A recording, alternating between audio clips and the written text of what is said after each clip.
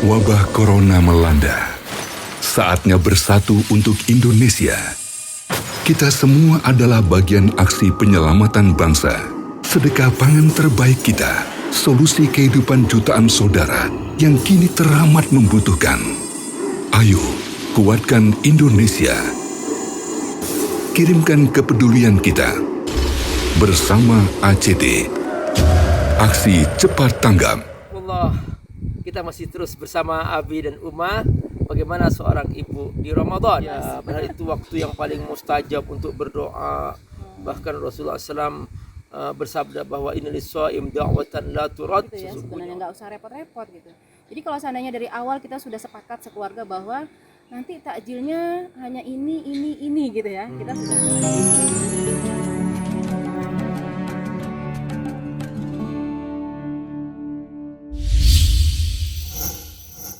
Jangan lupa donasi untuk keberlangsungan FAT-TV ini.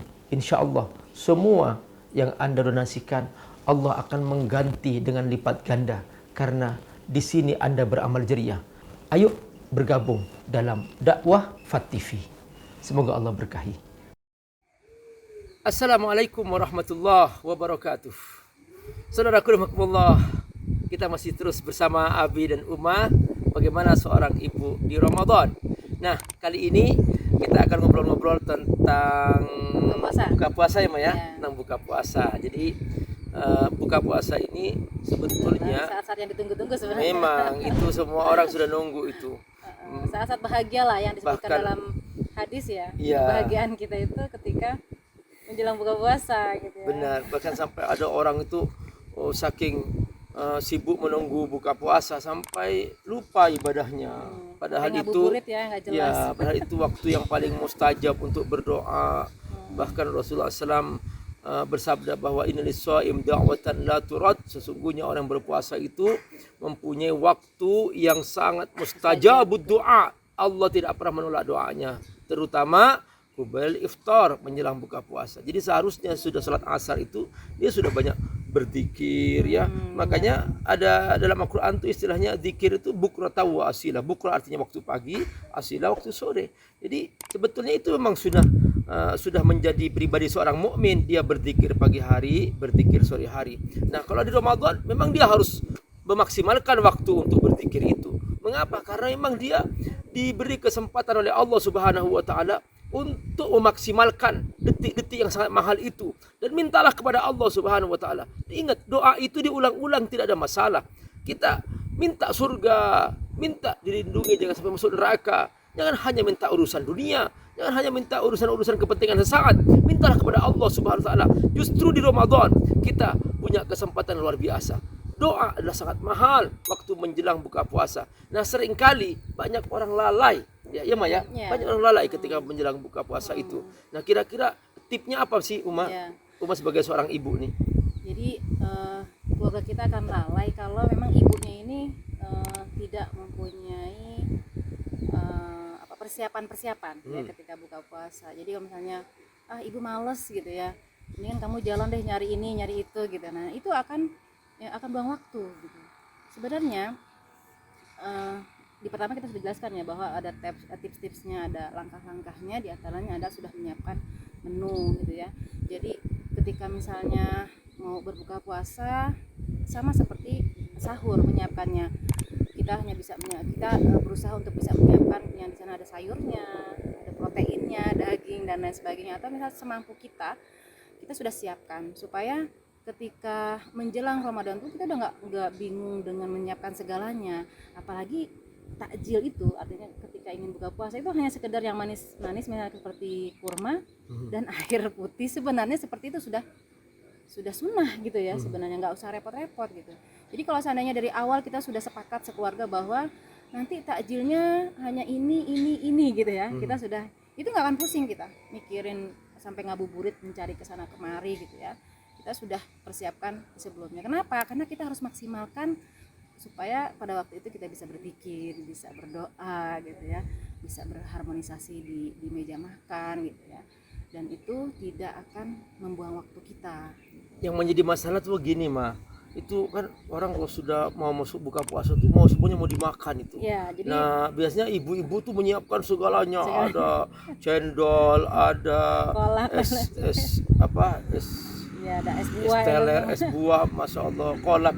Itu gimana, Uma? Sebaiknya gimana seorang ibu menyiapkan makanan supaya orang nggak berlebihan ketika berbuka puasa? Iya.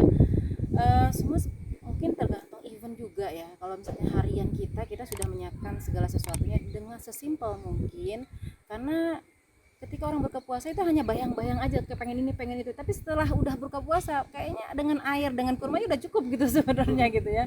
Itu nafsu aja, jadi makanya kita kendalikan nafsu itu di awal Ramadan dengan komitmen keluarga gitu. Komitmen keluarga bahwa nanti buka puasanya hanya ini dan ini. Kalaupun pengen menjadi selingan-selingan, mungkin hari ini kurma, air, misalnya teh manis gitu ya, anget biasanya, kemudian kolak udah cukup. Kemudian hari besoknya udah gitu aja gitu, jangan ditambah-tambahin dengan yang lain ya, apalagi kalau sekarang kita bicara tentang kesehatan, dari segi kesehatan juga kalau goreng-gorengan juga kurang bagus sebenarnya, tapi banyak sekali di setiap momen buka puasa goreng-gorengan itu pasti ada gitu ya. Jadi kita berusaha menghindari yang bikin ribet gitu ya, yang kalau itu kan harus digoreng dulu ya. Mungkin sekarang udah banyak yang fast foodnya lah, bisa beli di luar gitu ya, tapi kita lihat kondisi makanan itu sendiri sehat atau tidak gitu. Jadi bagusnya kita sudah sepakat, jadi nggak ada ngeluh kok hanya ini sih buka puasa kok ini enggak, tapi kalau kita udah komitmen dari awal, anak-anak tuh nggak ada yang komplain. Yang jelas ini takjilnya, nanti setelah sudah sholat kita makan malam ya, mungkin dengan menu makanan yang sederhana itu akan memudahkan kita untuk bisa beribadah yang lain di bulan Ramadan. Jadi seharusnya inti puasa itu dimaknai dengan benar. Kita kan menahan nafsu. Ya. Nah, makanya ketika buka puasa jangan kemudian dimaknai balas dendam sampai kemudian berlebihan makanan. Jadi ibu juga menyiapkan makanan, tapi jangan sampai dibuat sampai akhirnya seseorang itu kekenyangan sehingga dia malas sholat maghrib berjamaah di masjid, bahkan malas sholat isya berjamaah di masjid. Kenapa? Sudah ngantuk, seperti ular kekenyangan, dia sudah mau masuk ke sarangnya gitu. Iya, bahkan nggak sempat sholat tarawih akibat daripada kekenyangan itu. Ya. Jadi itu salah satu caranya ya supaya kita bisa lebih maksimal lagi di bulan Ramadan. Tentunya buka puasa itu adalah satu hal yang sangat penting untuk kita perhatikan gitu. Jangan sampai gara-gara kebanyakan makan, kebanyakan menu akhirnya terbuang-buang gitu.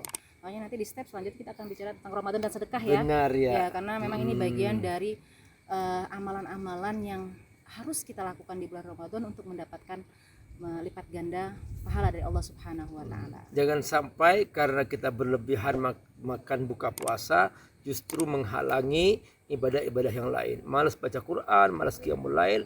Ayo kita teruskan bersama Abi dan Ummah tentang peran seorang ibu di Ramadan hanya di FAT TV. Assalamualaikum warahmatullahi wabarakatuh. Assalamualaikum warahmatullahi wabarakatuh. Virus corona sudah kita sadari bahwa begitu cepat menyebar dan sudah banyak yang jadi korban, dan saatnya kita turun tangan untuk memberikan bantuan kepada mereka. Teman-teman AJT semuanya sudah siap siaga dan sudah membangun posko di hampir seluruh belahan bumi Indonesia yang kita cintai ini. Abi kali ini ingin mengajak teman-teman dermawan semua dimanapun Anda berada, ayo kita bergabung dalam jihad harta. Nah, sekarang dampak corona bukan hanya sakit. Benar kita membantu secara medis, kita membantu mereka, benar, oke. Tapi ternyata sudah mulai banyak nih sahabat-sahabat kita, saudara-saudara kita sebangsa setanah air yang mereka sudah kehilangan pekerjaan, banyak yang sudah kelaparan, banyak yang mereka sudah tidak mampu lagi untuk memberikan nafkah keluarganya. Berapapun harta kita, kalau kita infakkan dengan Allah, pasti Allah ganti. Dan Allah tidak pernah mengingkar janji. Kalau kamu berinfak, aku jamin, kata Allah, itu hutangku kepadamu. Dan kalau aku berhutang kepadamu, aku menjamin aku akan membayar lebih banyak lagi dengan lipat ganda tak terhingga. Membantu saudara-saudara kita yang terdampak corona karena mereka kehilangan pekerjaan, kehilangan nafkah. Bantu mereka. Di samping juga banyak juga yang mereka butuh bantuan biaya pengobatan di saat yang sama. Nah, kita bergabung dengan indonesiadermawan.id dengan hashtag bersama lawan corona. Assalamualaikum warahmatullahi wabarakatuh.